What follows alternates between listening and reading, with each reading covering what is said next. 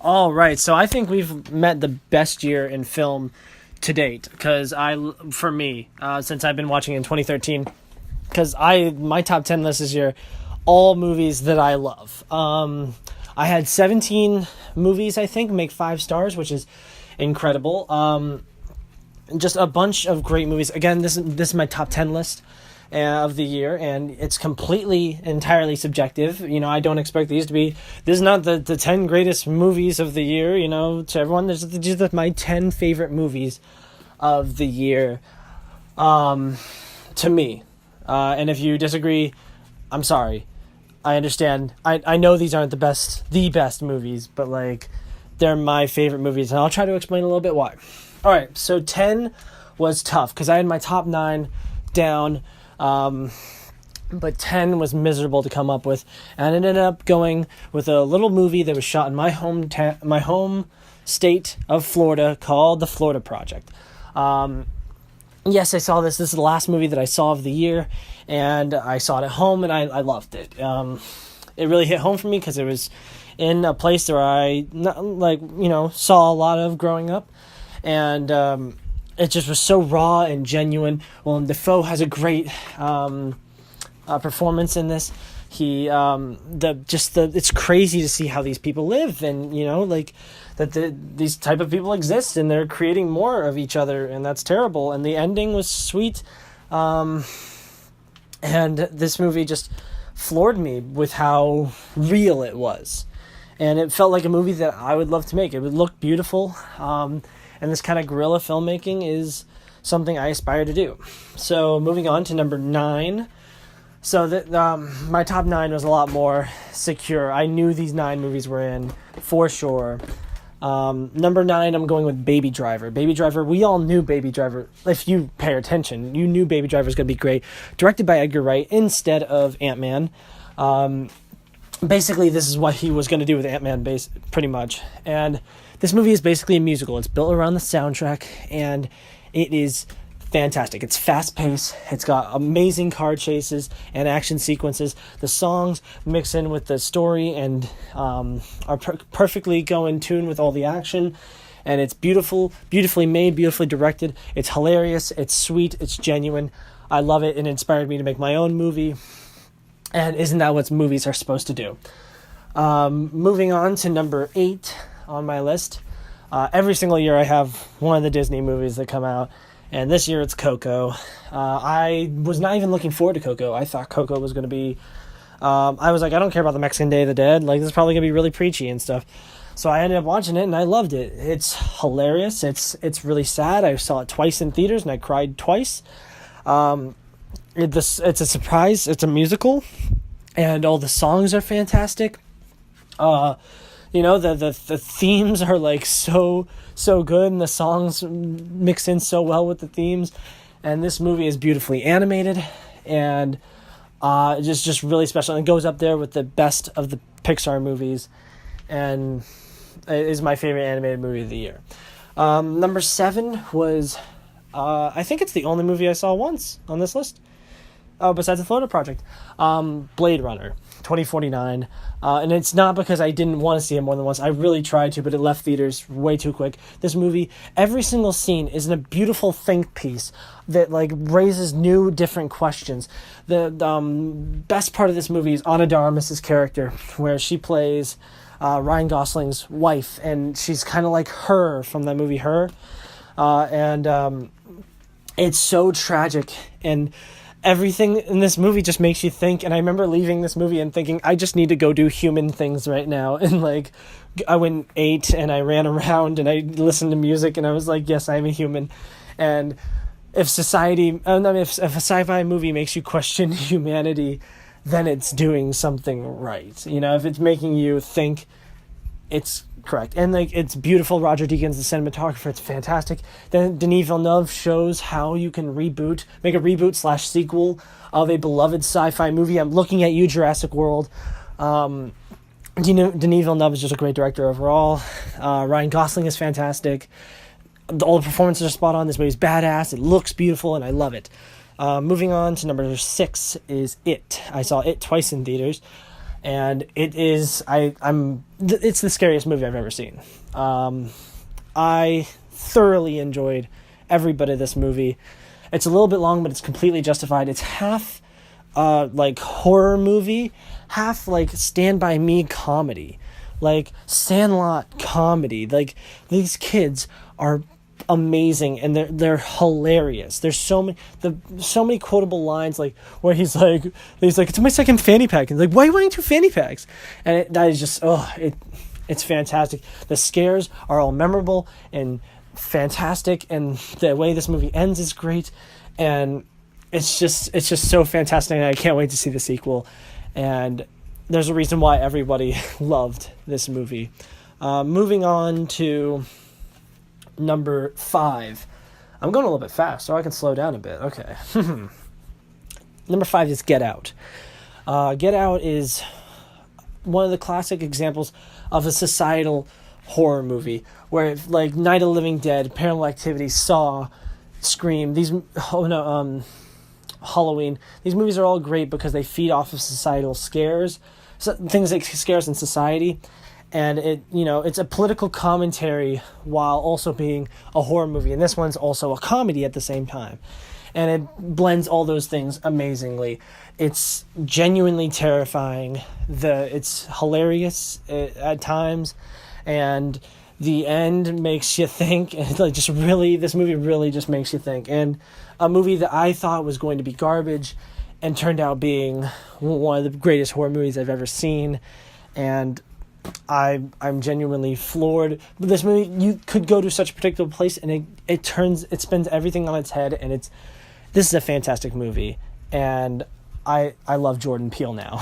After not liking Key and Peele at all, I'm now a fan.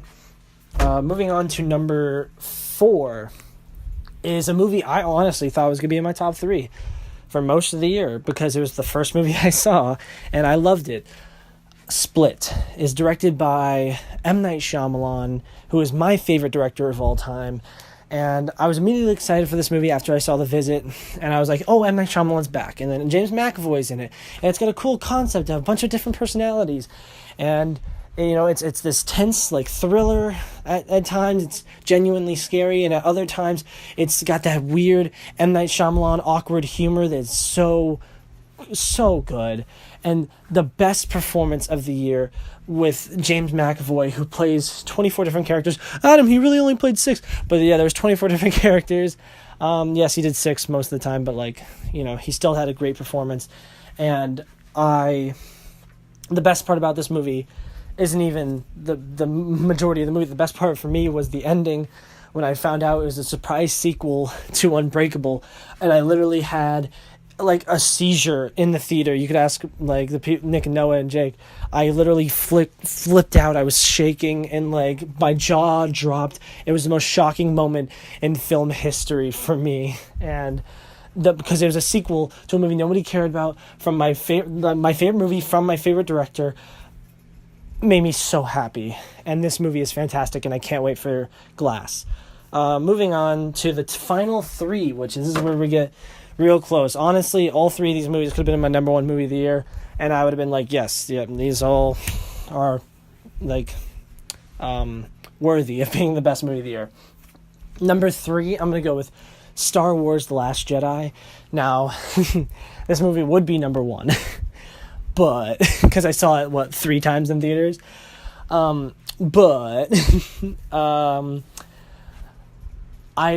Looking back at my previous top 10s of the years, the weakest one by far is The Force Awakens. And because you go through these things where it's the Star Wars phases where it's like, oh, it's the best movie of all time, and then you're like, oh, it's okay, and then you just start like hating it for all of its flaws.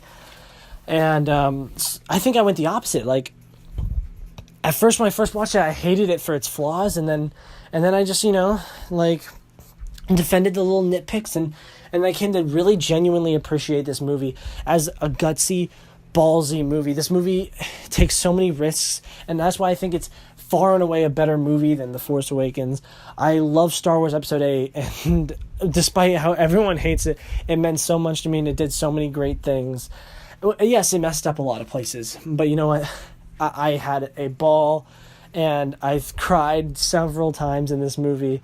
It makes me so happy, and I love Star Wars, and because Star Wars means so much to me.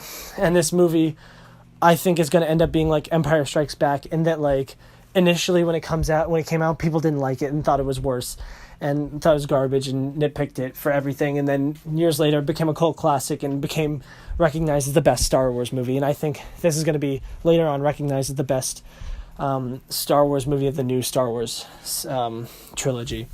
Moving on to number 2 was a movie I was excited for because like my favorite YouTuber, Eric Striffler, said it was his favorite movie of the year. And I heard the concept and I was like, this is so up my alley. And my Rachel bought it for me on Blu-ray, and it's called A Ghost Story.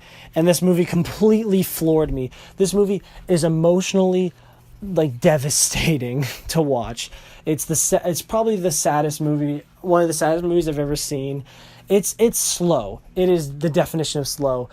So many long takes, and that's why I love it so much. Because like I love long takes, like big one shots, and like this movie is just one shots. So I like love it because it's something I would make. The pie scene, the infamous pie scene, you know, you grow to love it, but it's so fantastic in its own way. This movie is basically like built around this one beautiful song. The whole soundtrack is built around the song. It's basically one big long music video, and it's basically also acts as a commentary on the horror genre, and has an ending that just punches you in the gut, and it makes me so sad to just think about it. And a movie that could have turned out so terrible was so perfect in so many ways. And it would be my number 1 if I hadn't had my mind made up for like, what is it, 7 of the months of the year. All right, so here we go. My number 1 movie of 2017 is, and this is, you guys are going to disagree, and I know this is just me, but honestly, my number 1 movie of the year is Guardians of the Galaxy 2.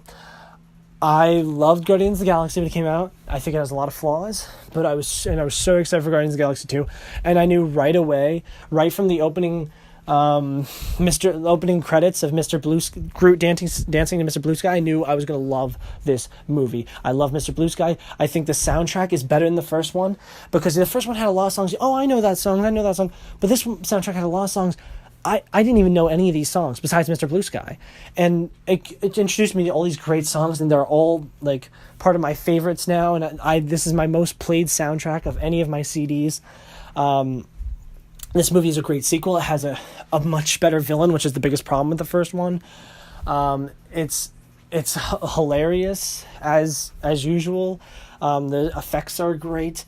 The characters are so perfect, and that's the best part about this movie. When you can make me cry with a CG raccoon, like, that is fantastic. The ending of this movie makes me cry every single time. I adore the ending of this movie when they play Cat Stevens, father and son, and like the whole scene at the end where like Rocket this is like my favorite scene of the whole year, is when Rocket's like, they didn't chase him away, even though he yelled at them and was always mean, and he stole batteries he didn't need.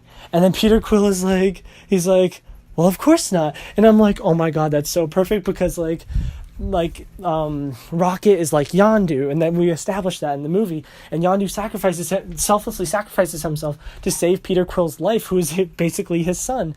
And in a movie where it's like, you know, about father-ship, like with Peter Quill's dad, and oh man, like, and like he said, like, install batteries he didn't need, because the movie starts with Rocket stealing the batteries, the carbulary batteries that he didn't need. And, you know, Yondu stole Quill, who was going to be a battery for Kurt Russell.